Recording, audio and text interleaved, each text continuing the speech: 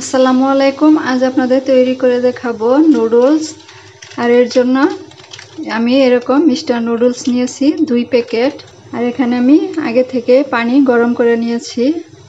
এখন একটু ভেঙে দিয়ে দিব নুডলস।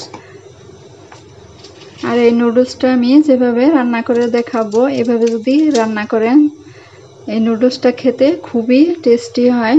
ছোট বড় সবাই খুব পছন্দ করে খেয়ে নেবে। ভিডিওটি শুরু থেকে শেষ পর্যন্ত দেখার অনুরোধ রইল। তো এখন নুডলসটা সিদ্ধ হয়ে আসা পর্যন্ত অপেক্ষা করব। নুডলস সিদ্ধ হয়েছে, এখন আমি চুলা থেকে নামিয়ে পানিটা ঝরিয়ে নিব।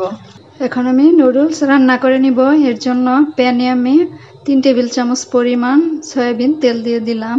তেলটা গরম হলে দিয়ে দিব 1/3 কাপ পরিমাণ পেঁয়াজ কুচি, আর দিব 1 টেবিল চামচ পরিমাণ কাঁচামরিচ কুচি। যে যেরকম ঝাল খান ওই অনুযায়ী বাড়িয়ে কমিয়ে দিতে পারবেন। তো এখন একটু নেড়ে চেড়ে পেঁয়াজটা নরম হয়ে আসা পর্যন্ত ভেজে নিব। পেঁয়াজটা যখন নরম হয়ে যাবে তখন এখানে আমি দিয়ে দিব নুডলসের প্যাকেটের মশলা। আমি 2 প্যাকেট নুডলস নিয়েছি, তাই 2 প্যাকেট মশলা দিয়ে দিলাম। এখন একটু নেড়ে চেড়ে নিব।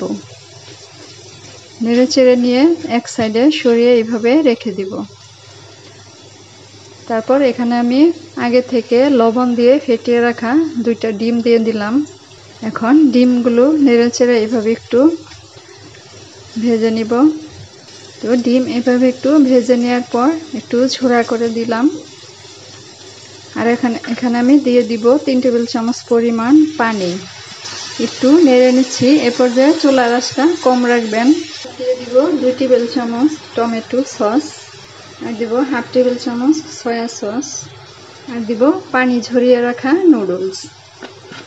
এখন সব কিছু ভালো করে একটু নেড়ে চেড়ে মিশিয়ে নিব। এই নুডলসটা একটু শুকনা হবে না, ভাজা ভাজাও হবে না, একটু ভেজা ভেজা হবে, খেতে ভালো লাগবে। ভালো করে নেড়ে চেড়ে মিশিয়ে নিয়েছি। এখানে আলাদা করে আর লবণ দিতে হবে না। তারপর আপনারা রান্নার সময় চেক করবেন, যদি প্রয়োজন হয় তাহলে একটু দিয়ে দিবেন। তো নামানোর আগ মুহূর্তে এখানে আমি স্বাদে ম্যাজিক মশলাটা দিয়ে দিলাম। আর যদি ধনেপাতা থাকে তাহলে নামানোর আগে একটু ধনেপাতা দিয়ে একটু নেড়ে চেড়ে নামিয়ে নেবেন। এই নুডলসটা খেতে এতটাই মজার হয়, একবার যদি বাসায় রান্না করে খেয়ে দেখেন তাহলে নিজেরাই বুঝতে পারবেন। এই নুডলসটা আপনারা বাচ্চাদের টিফিনও দিতে পারেন, আবার বিকেলে নাস্তা হিসেবেও খেতে পারেন। তো আমার নুডলসটা হয়েছে, এখন আমি চুলা থেকে নামিয়ে নিব। রেসিপি ভালো লাগলে অবশ্যই একটি লাইক দিবেন আর বেশি বেশি শেয়ার করবেন। তো আজকের মতো এখানেই বিদায় নিচ্ছি। আল্লাহ হাফেজ।